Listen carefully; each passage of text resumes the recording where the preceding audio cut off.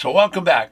You're about to learn how to buy a property without a bank approval, without excess delays, without home appraisals, without bank approvals, by just working with sellers and owners that are willing to finance the property. So how does owner financing work when buying a house? Well, believe me, if you're challenged by credit or you have a bad FICO score, you're really going to want to pay attention to this one here.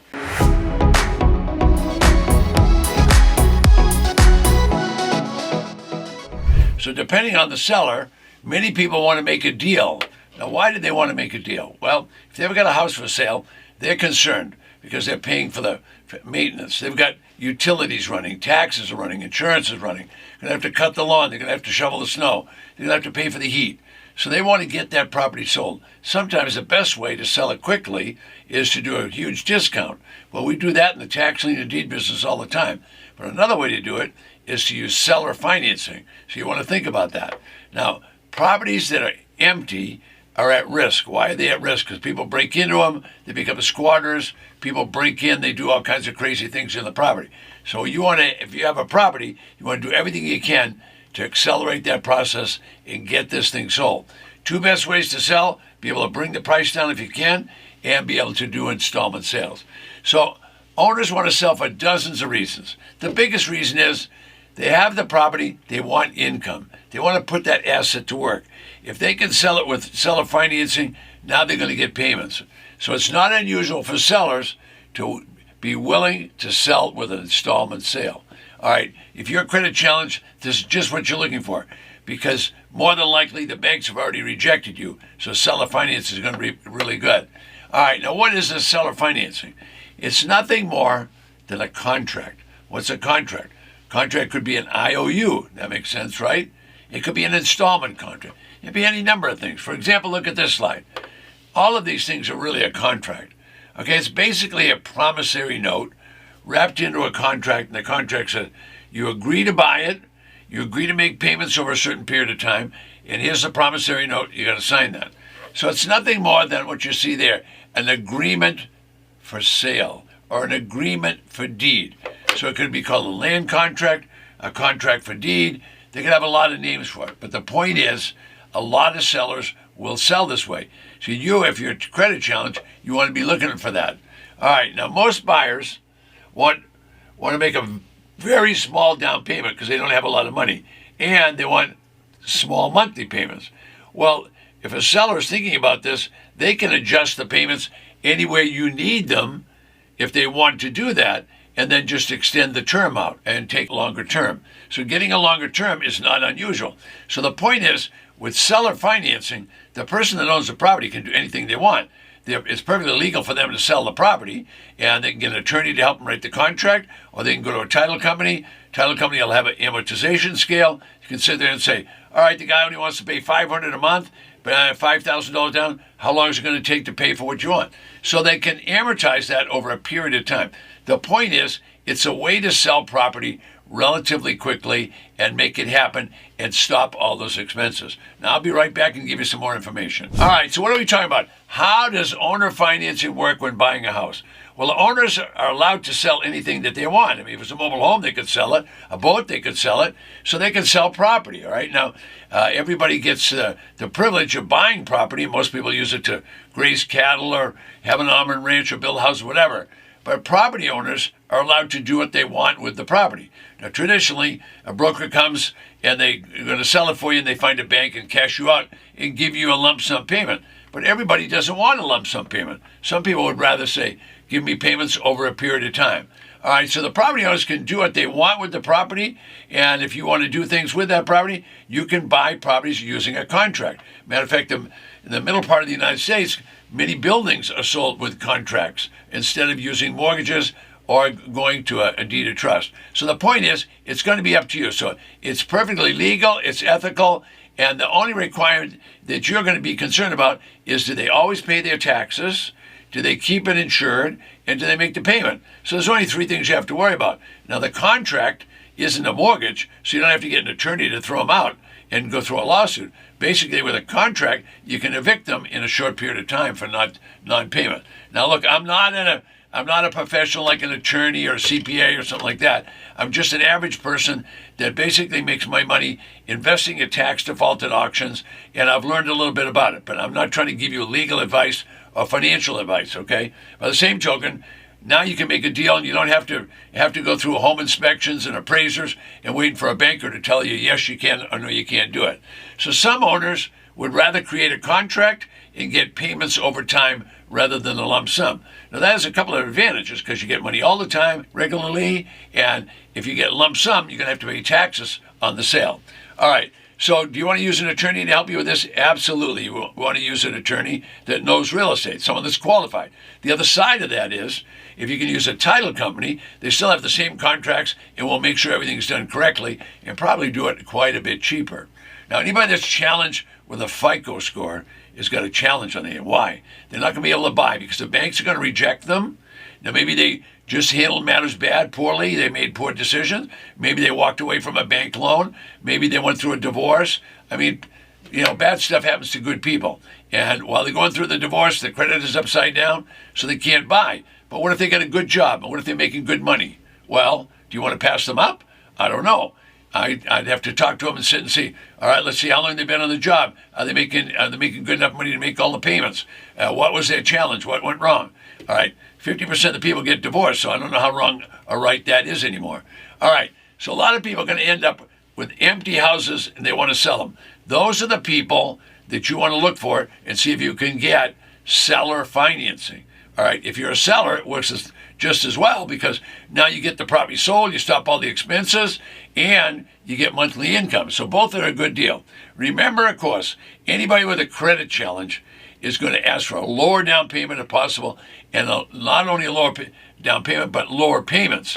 If you're a seller, you can make the payments any way you want. You can make them low for a couple of years and then make them go up. It could be an adjustable. So that happens all the time because you find a good credit buyer, no problem at all. If it's a bad credit buyer, you better make sure that you keep track of those monthly payments and exactly what's going on.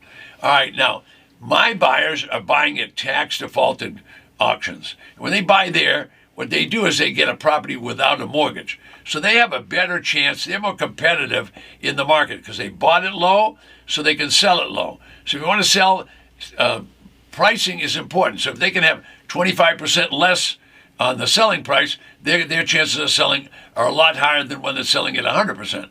The same token, if they have installment sales, they're willing to take installments, that's going to help the sale too. So the whole idea is, what do you want to do? Do you want to sell it quickly or do you want to hold on for big bucks? Some people want to hold on and get the top dollar, but keep in mind when you're doing that, you're paying all the expenses of keeping the property running.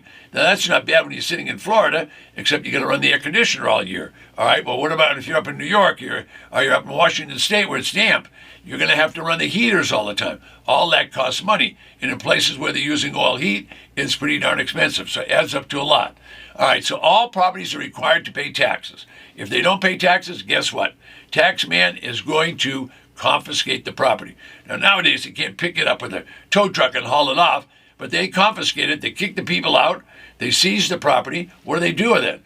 Well, the legislature has told them what to do with it. Number one, levy the tax. Number two, collect the tax. Number three, confiscate if you can't collect. What do you do when you get it?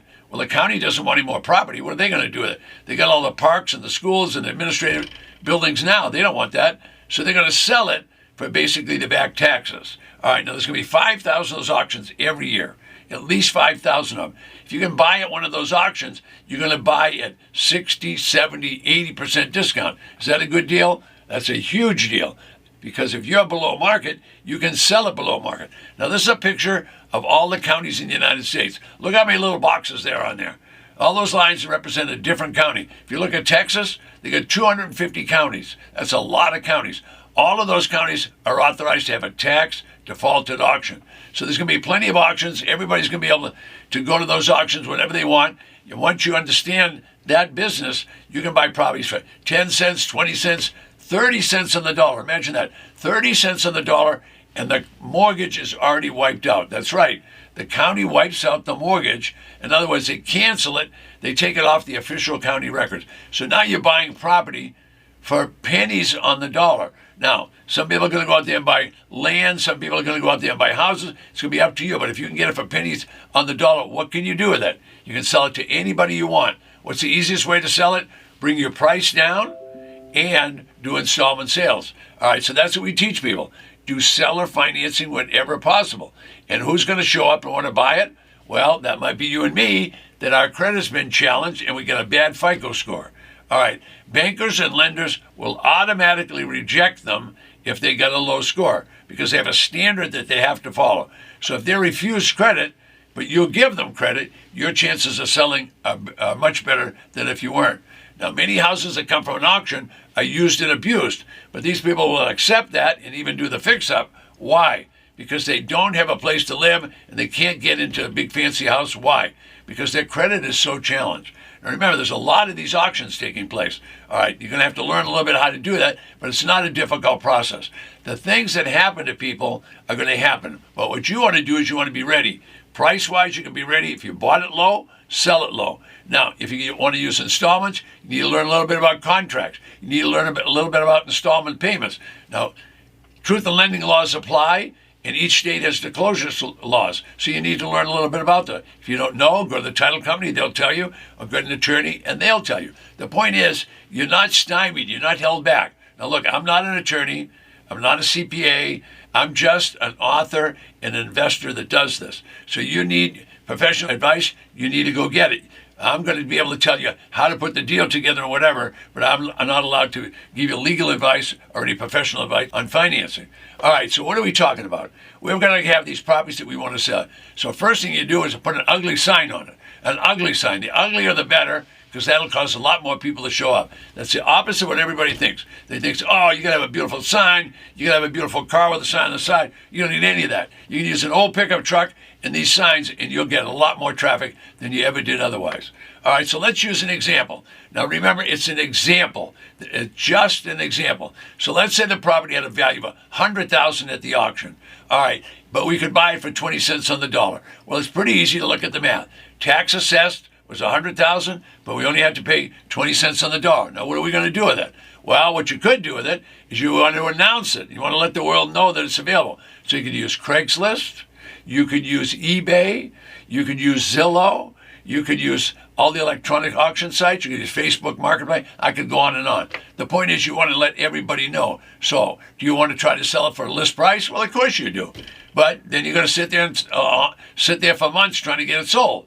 Instead of doing that, why don't you buy it low? You already did for 20 cents on the dollar. Now let's sell it low.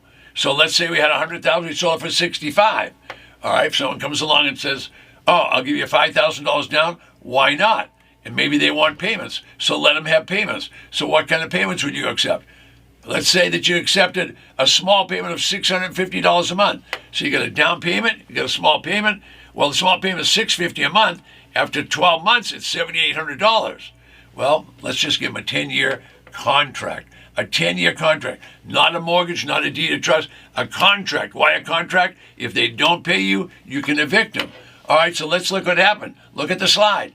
You got $650 a month. You got $5,000 down. Your total money collected is $83,000. Why wouldn't you want to be doing seller financing? All right, if you're on the other side of that and someone was buying from you, you know, same thing. You'd want to be giving people seller financing, all right? Or you would want to be getting, either way, it works for both parties. My point is, every one of you can be doing the same thing. All right, so when you understand the power of this, you understand how to really make money on real estate deals. Most people are happy. They got it for $20,000. If they sold it for $40,000, they would have made $20,000. Well, nothing wrong with that. That's a nice profit. But would you rather have the $20,000 or would you rather have the $80,000? It's going to be up to you. Now, my name is Ted Thomas, and what I want you to do is right below me, there's a free gift. You want to take advantage of that. Now, I mentioned earlier in my other videos that what you want to do if you're going to buy a property, you always want to look at it. Boots on the ground are important because what if there's a fire? What if there's a hurricane? Or if you're going to auctions, don't try to outbid anybody. Let them outbid you. That's okay. All right? So you always want to have your exit strategy. So if you know what you're going to sell it for, no problem. You know what you're going to sell it for, so that'll stop you from bidding. I'm Ted Thomas. I'll see you in the next video.